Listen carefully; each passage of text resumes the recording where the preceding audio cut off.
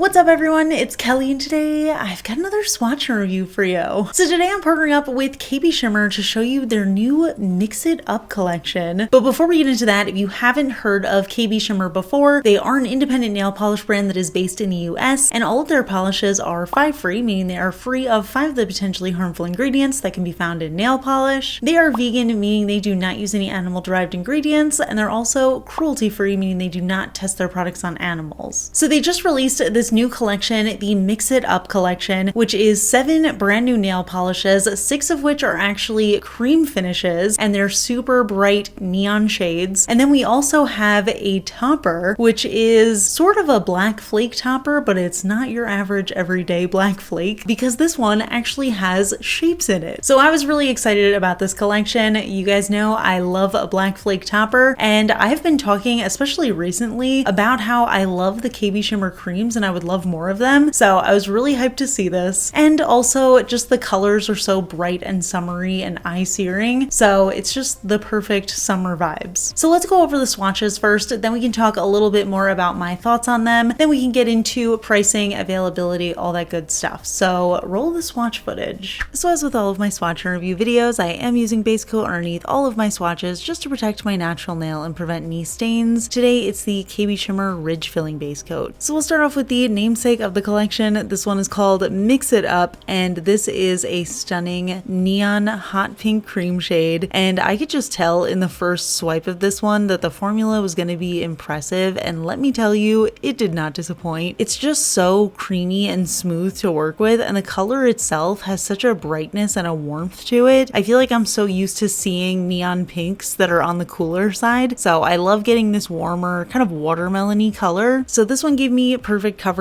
in 2 coats. One thing to note about this collection and neons in general is they do tend to dry down to a more satin, almost matte kind of finish. So I do recommend top coat for these. I mean, I recommend top coat in general, but I especially recommend it if you want to make your neons nice and glossy. Next up, we have the shade Totally Outrageous, and this one is a coral neon cream shade. So again, I could just tell immediately that this formula is going to be so smooth and workable, and I really enjoyed it. And the color itself, again, it's just a little bit different from what I'm used to. I feel like we're so used to seeing those traffic cone oranges, so it's really cool to have this kind of salmon coral peachy kind of color instead, and it is just so vibrant. I do think it's actually a little bit brighter in real life, but it is just gorgeously neon, and again, perfect coverage in 2 coats. Moving on, we have the shade Let's Bounce, and this one is this electric neon highlighter yellow cream shade, and the opacity was a little bit different on this one. I know I mention it a lot, but I do think it's worth mentioning every time. Yellow nail polish, especially when it comes to neons, is just a little bit more sheer than other colors for whatever reason. I always find it to be actually even more sheer than white nail polish. So it's one color that I really never mind doing at least 3 coats for. So that's where I started off with this one. This is what it looks like in 3 coats, and I do feel like it gave me pretty good opacity, but there was just like a little hint of a visible nail line there. So I ended up applying a 4th coat, and I was able to get really full coverage in that 4th coat. I do think I could get away with doing 3 coats of this one, but my nails are on the shorter side, so just something to keep in mind. Now, I also wanted, just because I love this neon yellow color, I wanted to try it over white, and if you know me, you know that I hate wearing neons with a white base underneath, but I was thinking about it, and I realized that if I do 1 coat of white and then 1 coat of a yellow neon, then I'm gonna have to do less coats than if I just wore a yellow on its own. So I ended up just trying it, and I actually do think that it looked pretty much the same, which is interesting because I think one of the things that I don't like about wearing a white base is that I feel like you can usually tell that there's a white underneath, but I don't think you could in this case. So maybe I should change my stance on that. I don't know. Next up, we have the shade Roll On By, and this one is a teal cream shade, and this one's not quite neon, but I do think it's still a pretty vibrant, fun shade. And let me tell you, the coverage on this one was a totally different story, because this actually gave me 1 coat full coverage, totally covered up that visible nail line. I ended up applying a 2nd just to show you, but I was really impressed with the opacity on this one. I do think it's a really gorgeous color, and I also feel like because it's not neon, you can really get away with wearing it any time of year. Next up, we have the shade To the Max, and and this one is described as a cornflower blue, which in my mind is the closest that a blue can get to being a light neon color. So I was really excited about this shade. I think it's so beautiful, and it really does have that intense vibrance to it that really catches your eye. As far as coverage on this one, it did give me full coverage in 2 coats, but I noticed that it wasn't as self-leveling as the others in the collection. So I would definitely need a top coat to smooth this one out, but I still think the color is super gorgeous.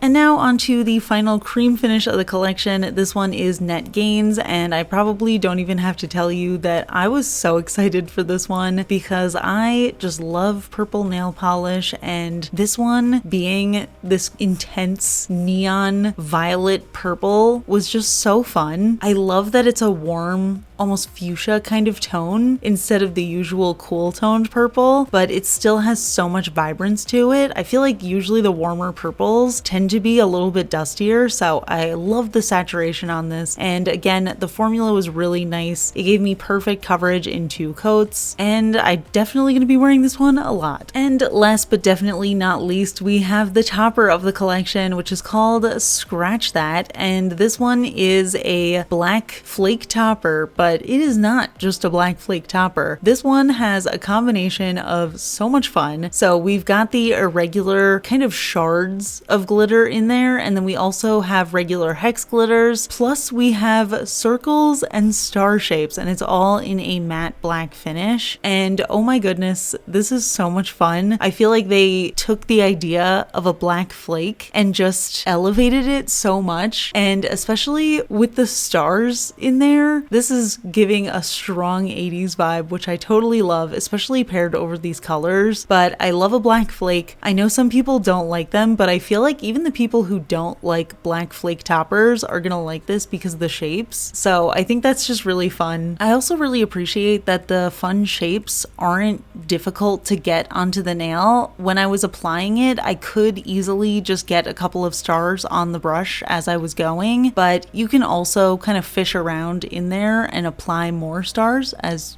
needed. So it's fun to have that customization. So here's all the polishes together, and I love looking at all of these shades side by side. It's so bright, it's so fun, it makes me really excited for summer and warm weather, and I think these colors actually would look so gorgeous as a Skittle manicure, just a little neon rainbow vibe. So I think that's really fun. I think with the opacity on these, they're gonna be really perfect for nail art, but they also look really gorgeous on their own, and the formulas for the most part were just very smooth and self-leveling and easy to work with, so I was definitely very impressed with these. But yeah, let's talk about it a little bit more. So those are the polishes, and overall I really enjoyed the collection. I love a good bright neon nail polish, and KBShimmer totally knocked it out of the park with these colors, and for the most part they were really opaque as well, so just a very easy formula to work with. And I feel like they're going to be incredible for nail art, especially for gradients. They do have some promo pics that have gradients of these polishes, and they are just stunning. And also, I've been on a little bit of a gradient kick recently, so I feel like I'm definitely very excited to combine these shades because they look really pretty together. And of course, I love that topper. I love a black flaky, and I think it's just so cool that they took that idea and kind of enhanced it by adding some more shapes in there. I am especially partial to star glitters for whatever reason. I just think they always look incredible, and I feel like it's cool because I do have fairly small nails, so some glitter shapes just don't work for me, but stars always seem to do really well. So I personally love the star glitters, and I think it's just such a fun addition to this topper. So yeah, I was really pleased with that, and I think it also pairs super nicely over the neon colors. It just adds a little bit of dimension, and like I said, it kind of has that retro vibe. So now let's get into pricing and availability. All of these shades are available on the KBShimmer website. They come in 15 milliliter bottles, and they do have a wide flat brush that has a rounded tip, so application is super easy, and they retail for $12 USD each. So I'm gonna link that down below. You can check them out if you're interested. And I always like to mention this in my KBShimmer reviews, but their clearly on top quick dry top coat is one of my top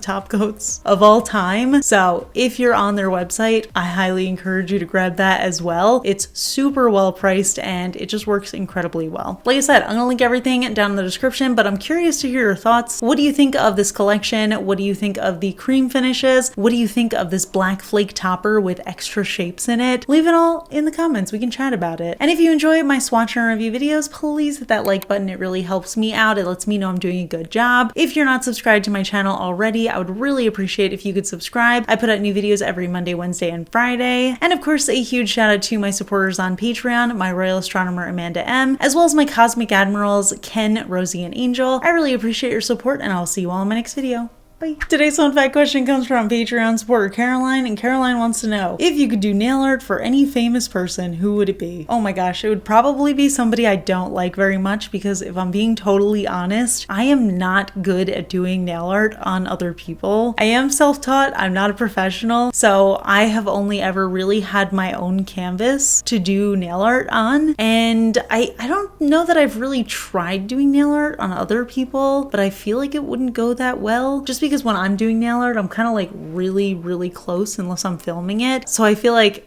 I don't know, it might get a little weird. But also, I just feel like in general, it's hard to know, like just the painting on, I feel like it's hard to know where someone else's kind of nail ends. That doesn't make sense, but I feel like I've perfected the way that I paint my own nails, because I can always tell when the nail polish kind of beads at the tip of the brush. I can tell exactly where to stop it so that it kind of starts to get near my cuticle area without hitting my cuticles. And I don't think I could do that on somebody else, and I feel like nail art would probably be a very similar situation. But yeah, that's it. I'll see you all in my next video. Bye.